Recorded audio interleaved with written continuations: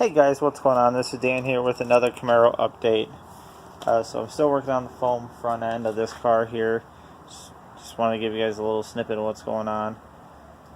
Kind of trying to get the right look for the canard on the side here. So right now, this is what I got sculpted so far. I got it. I'm in my own light. I got to add a little bit over there. And this right here, I have to bring it out to there a little bit more, so that way it's more square coming in here. I try to bondo it just to see what the bondo would do.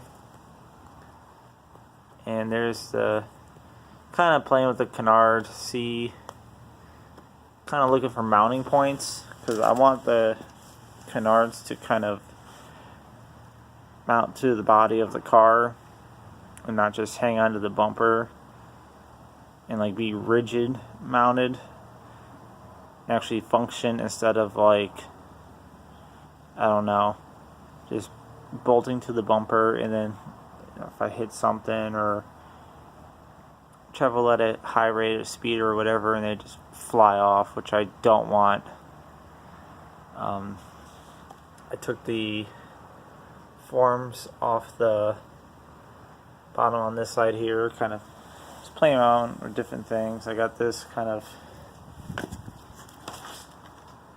contoured here to my liking. I got that set up for tomorrow. I'm gonna go and get some more great stuff, fill that in, start letting it rotate or chip. These bumpers, I know that this doesn't get a lot of views, seemingly until later on, which is fine. You know, I post these so that way someday somebody can stumble across these and look at them and say, oh, well, this guy did this to his 4th gen Camaro and it either looks great or looks like shit.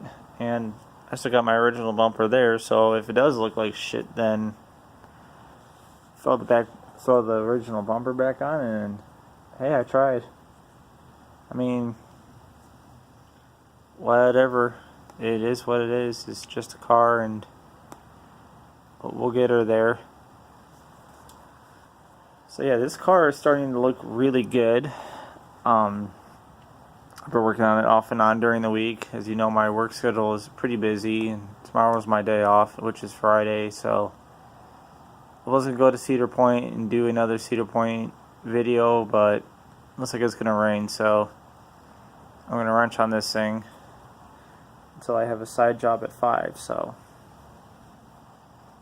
tomorrow I'm looking to get all the way over there, and now the game plan is to get a little bit past halfway across and then stop, because the reason why I'm going to stop is because what we're going to do is we want to get one side completely done as much as we can, and then we want to put wood down on the floor here all the way around the front end of the car.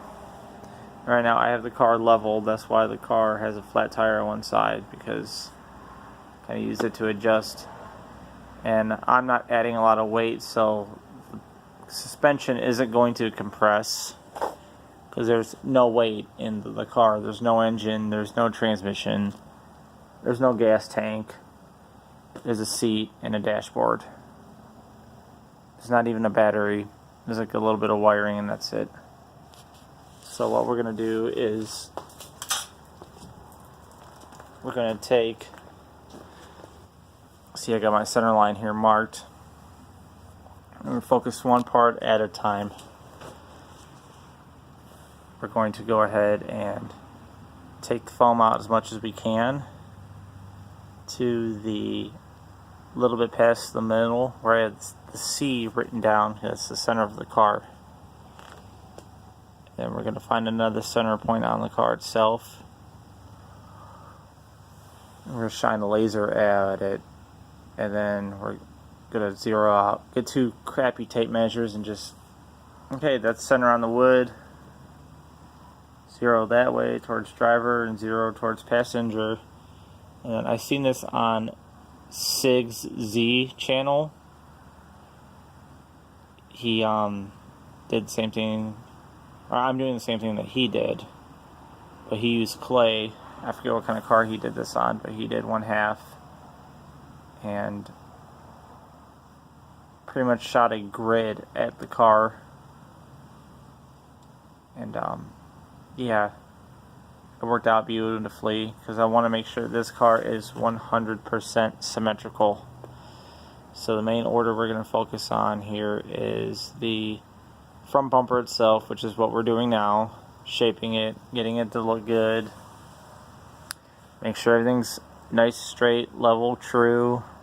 You can see that little spot in there where my vent is. That is 100% level on the floor. And then,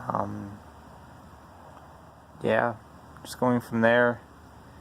I'm not really too worried about the rough bottom there.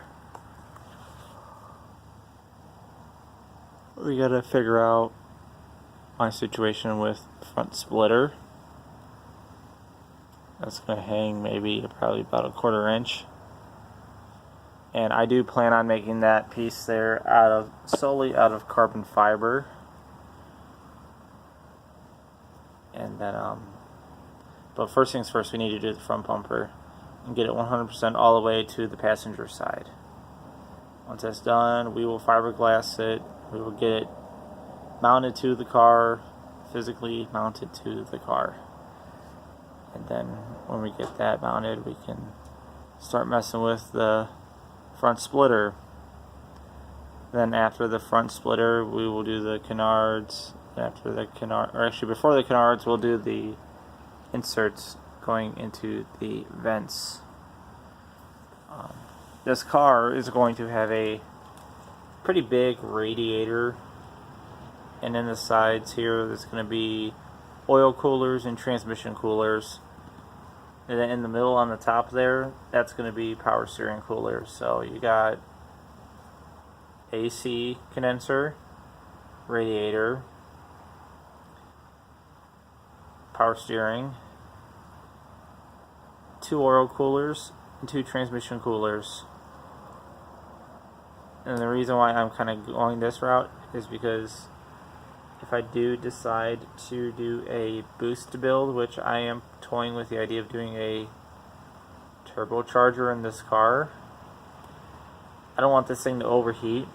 It seemed a lot of the problems I have with my black SS before I had to get rid of it was my oil pressure would get low because my oil would just get really hot and the pressure would just fall off.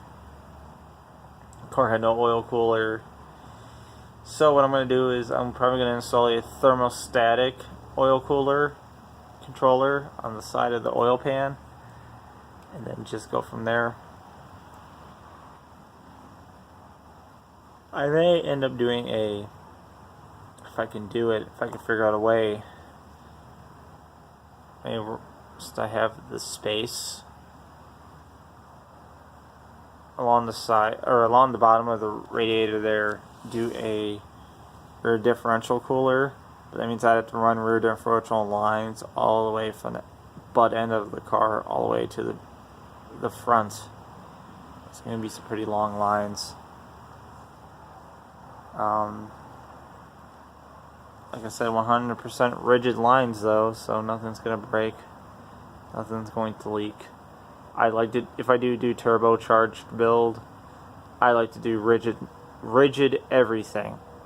I've known a guy that had a Honda Civic and he did the braided line and somehow it rubbed a hole and messed him up pretty good. Ended up rebuilding the engine a week later because he ran it out of oil and didn't know it. Or I guess he was on the freeway and it was just too late. Damage was already done. This new bumper doesn't hang any lower than the front air dam. So, see right there. You guys can't see it. And anyways, guys, just want to give you an update. Please stay tuned. Hit the like button. Subscribe. And we'll go from there. Thank you guys. Have a good night.